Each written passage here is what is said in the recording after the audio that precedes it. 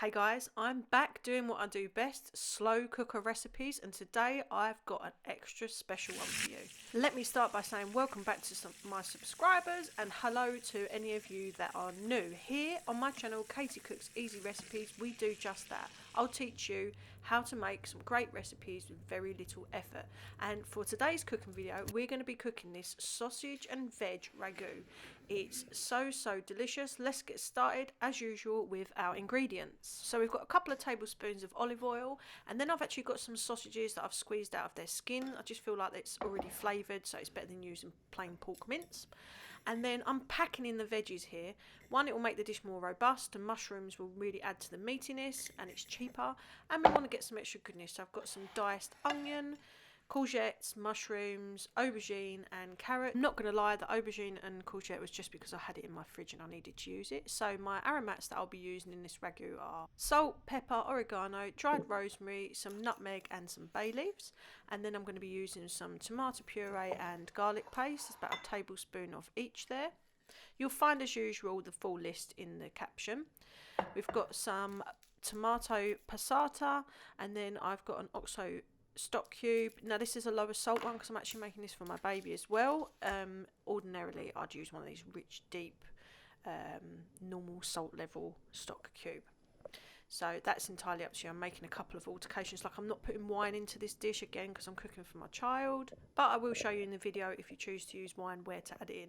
Also, I forgot to put in this list a dash of milk that we'll add at the end. I know that sounds strange, but it's very traditional in Italian cooking to add a dash of whole milk. Now I just want to show you this pressure cooker. It kicks ass. It's so much better than my slow cooker. It does everything. It browns stuff off. You can pressure cook. So this dish I'm actually slow cooking, which you can do in here as well. It will take sort of 3 to 4 hours just to bubble away nicely, but if I wanted to pressure cook it, I could pressure cook it in about 40 minutes. You can do all sorts of it, and I just absolutely love it. When it breaks, I will 1,000,000% replacing it, and I probably won't replace my slow cooker when that gives up the ghost. That's enough waffle. I just wanted to share that with you. It's not a sponsored post or anything like that. It's just a cooking tip. That's a Tefal turbo cuisine, in case you were wondering. Right, so we've heated up our oil, and now I'm going to go in with the sausage meat, and I'm going to brown this off. And one reason why I cook the sausage meat first, lots of people will put the veggies in first, but I like to cook the sausage meat off first because then it can get really crispy to the pan. It's not sharing the pan with any of the veg, it's not sweating down, it's going to get lovely and crisp.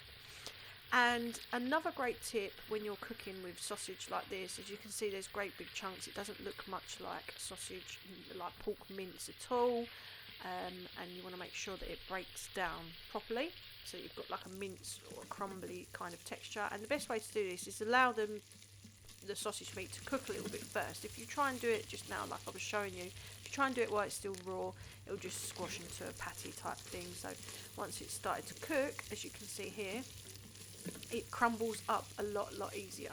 Of course, I should say, if you don't have a pot like this, obviously you can do it on the hob and do it in a saucepan first and then transfer it to your slow cooker.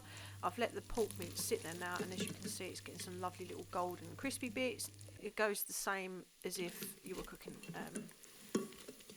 a steak or chicken. Colour means flavour, so these lovely little golden crispy bits on the pork, the mince or sausage meat is going to add more and more flavour to that delicious ragu. And then once you're happy with it, we're just going to gently take it out of the pan. I mean, look at that crispy, the sound of the sizzle is just so appetising. The golden crispy bits are just going to add so much more flavour. So yeah, sorry, getting distracted there by this lovely crispy golden pork mince. Right, we're going to remove that from the pan, and then we're going to go ahead and cook our veg in there in a second. Now that we've removed all the sausage meat or pork mince, whatever you want to call it, we're left with the oil that's left in the pan. And I'd say there's about 3 tablespoons there. You can cook with that, that's all flavour. I'm going to drain a little bit off because, again, I'm cooking for my 18-month-old, so I want it to be just a little bit healthier, but that's entirely up to you. I'm just going to carefully drain it using some tongs and some kitchen roll, and I've left about 1.5 tablespoons of oil in there because we do still need a little bit of fat to cook our veggies in. we don't want to lose all the flavour as well. So here we go, I've chucked in all those veggies, and I did actually have a lot more mushroom. You'll see again the full list of ingredients in the caption, and it looks like a hell of a lot of veggies, but in about, sweat that down for about 10 minutes and that is going to at least half, you'll see.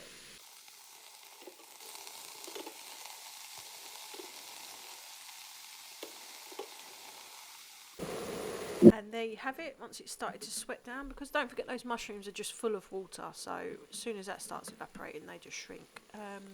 So this is shrunk, this is reduced now by at least half, and all that mushroom, what I'm trying to do there is, one, save a little bit of money, because it's cheaper than buying meat, and you wouldn't know the difference in the texture. It's just lovely, and it just, the dish doesn't feel like it's got that much veggies in it either.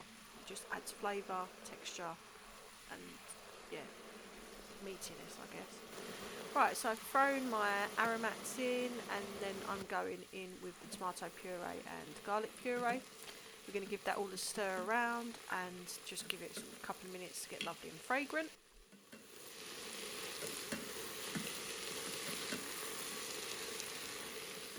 So now our veggies are beginning to sweat down, our aromats are lovely and fragrant. We're going to add our pork mince back in.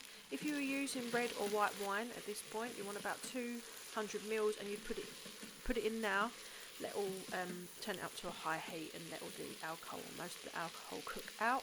And then once that wine's reduced by 2/3, then you would continue the process as I'm doing now, but again I'm not using alcohol in this today. So then you'd go in with your passata, and then we want to add around about 400 ml of beef stock. I'm using not that you would know, I didn't need to disclaim this, but I'm using a low salt beef stock cube today because for the baby, not using a normal stock cube is absolutely fine. What I'm going to do is take the baby's portion out at the end once it's cooked, and then I'll taste ours and season it up a lot more, add probably a pinch more salt, etc. I mean, this dish is already looking fab, but we want to intensify all those flavours. We want everything to come together, everything to smell. A lot of people are like, why do you bother browning anything off and don't just chuck it in your slow cooker or pressure cooker? But if you've got kind of 20 minutes extra, I would recommend browning most of your ingredients off, because it just adds another depth of flavour and it just makes the dish a whole lot better. So I'm resting the lid on this pressure cooker, even though I'm using it to slow cook, and I'm just going to let that bubble away gently for about 3 hours. If I was pressure cooking it again, I'd probably use it for about 40 minutes on pressure cook, but we're slow cooking because I just want it to really bubble away. I want my whole house smelling those lovely smells, and this is what it looks like roughly 3 hours later. Now, I mean, unless you was looking really close, you'd just think that was a really meaty dish, but actually the majority of it is mushroom, and it's just fabulous. It's, at this point, I forgot to put it on the ingredients list at the start, we're going to add a splash of milk, about 150 ml. Sounds strange, but that will just enrich the dish even more. Give that a mix in. Obviously now that's loosened the sauce a little bit. Perfectly fine to eat, but I'm going to thicken it up a little bit, so I'm just going to put the heat underneath that and just let it bubble away and simmer until it's thickened, and now we've got this sauce that's just going to stick to whatever pasta we want it to stick to. I mean, let's just take a minute to appreciate how rich and glossy and meaty that pasta sauce looks, even though it's mostly veg. Right, the pasta I chose to use was puree, which I thought was a bit of a mistake because it kind of started breaking apart, but actually when you put this on a plate, it's almost just tastes like lasagna sheets, so it worked really well with this sausage and veg ragu. So I've cooked that off, and then I'm just putting it straight into the pan and getting it all coated and lovely. By the way, let me add, before I put the pasta in, I took the baby's portion out and then had a taste of what was left, seasoned it up with salt, pepper, but don't forget we're going to add some parmesan at the end if you choose, so don't add too much salt. And this pasta's so lovely, I thought, you know what, I'm not serving this in a bowl today, I'm going to serve it on a plate. I'm going to try and make it look a little bit like restaurant-y, rustic restaurant, I must add. So we've got a lovely pasta, put a little bit of that extra ragu on top, and we're going to add some fresh garnishes. So I've drizzled over some really good quality olive oil. That will just add another little bit of a dimension. Then we're going to go in with a good fresh crack of black pepper. And then, of course, a good helping of grated Parmesan cheese. You guys won't believe this, but I actually don't like cheese very much at all, so I skipped the Parmesan. But then I tried my husband's once it was all mixed in, and that actually was much better, and I'm presuming you guys all like Parmesan, so go for it. A little chefy garnish of fresh basil, and there you have it, my sausage and veg ragu. Guys, please don't forget to subscribe if you enjoyed this video.